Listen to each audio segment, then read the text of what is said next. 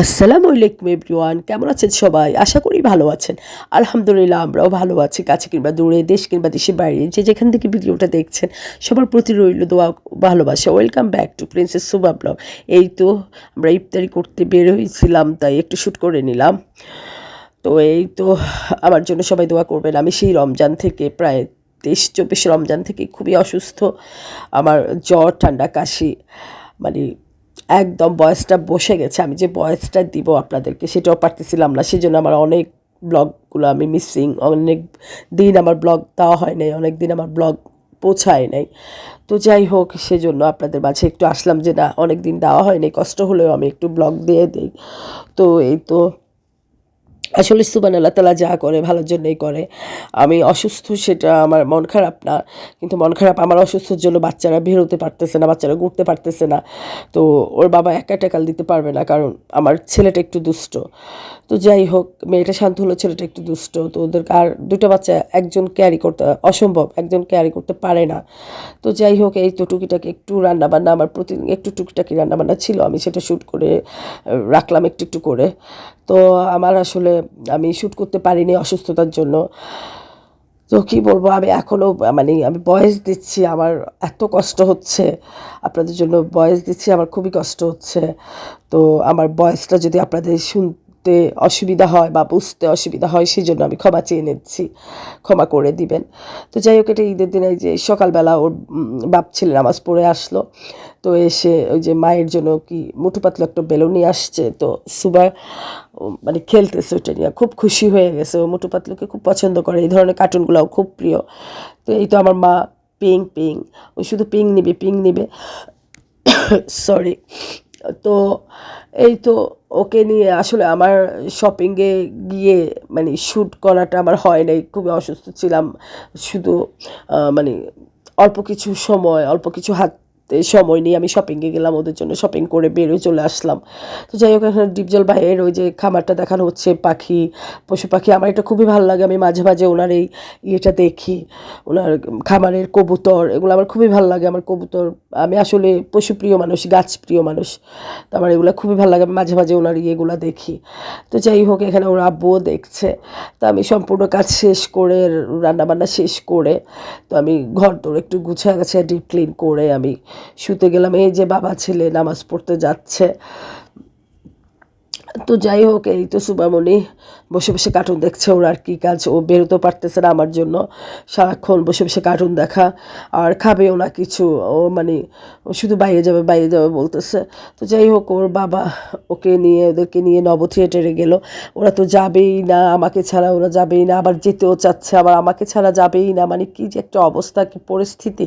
তো পরে বুঝা টুঝা বলার পর ওর বাবা নিয়ে গেছে, কিন্তু সুবা অনেক কান্নাকাটি করছে যাওয়ার জন্য। সুবাকে আমি দেইনি, কারণ দুইটা বাচ্চা ওর বাবা মানে ক্যারি করতে পারবে না, কারণ অনেক মানুষ, অনেক ভিড়। তো সেজন্য আমি সুবামণিকে দেই নাই। সুবামণি তো সে কি কান্না। তো যাই হোক, সুবামণির জন্য এই যে মাথার ইয়েটা নিয়ে আসলো ওর আব্বু, আর রিয়েল ফুল নিয়ে আসছে কিছু।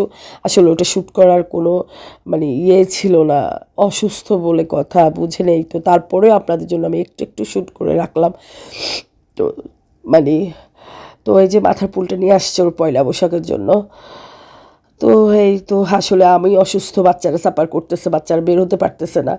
তো আমি যতটুকু পারছি অসুস্থ অবস্থায় আমার বাসাটাকে একটু ডিপ ক্লিন করার চেষ্টা করছি, একটু গুছায় গাছায় রাখার চেষ্টা করছি।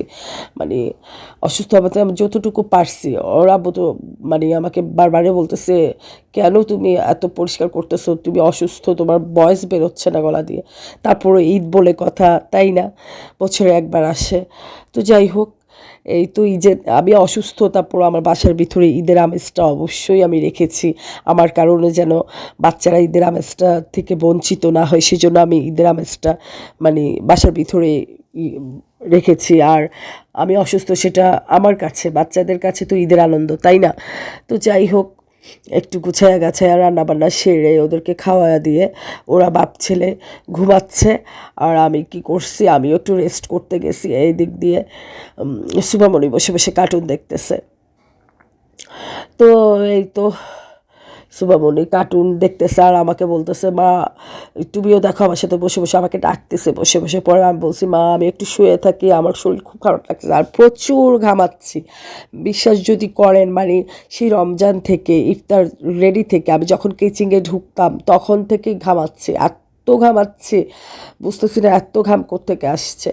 তো যাই হোক, আমি এই যে আপনাদের জন্য ভয়েস দিচ্ছি, মানে আমার এসি অফ, ফ্যান অফ, শুধু মানে আপনাদের জন্য ভয়েসটা দিতে আসছি। আমার ঘাম মানে কপাল দিয়ে একদম পড়তেছে ট্যাপ ট্যাপ করে, কিচ্ছু করার নাই, কারণ আমার তো ভয়েস দিতেই হবে। অনেক দিন আমি ব্লগ দিচ্ছি না, আপনাদের সাথে কোনো আমার মানে হচ্ছে না, যোগাযোগ হচ্ছে না, আপনারা কেমন আছেন বা আমি কেমন আছি জানতেছেন না। আর আমি অসুস্থ, আমার জন্য সবাই দোয়া করবেন। আর কি বলবো, আসলে আমাদের পরিবারের পক্ষ থেকে আপনাদের জন্য ঈদ মোবারক, আসসালামু আলাইকুম।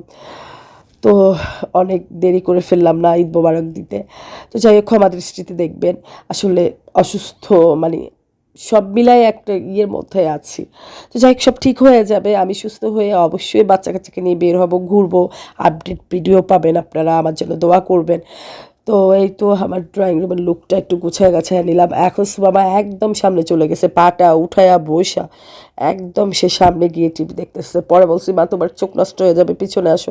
মানে কিছুক্ষণ শুই, আবার কিছুক্ষণ বাচ্চাদেরকে ওই যে টেক কেয়ার করতে হয়, ওরা কী করে না করে।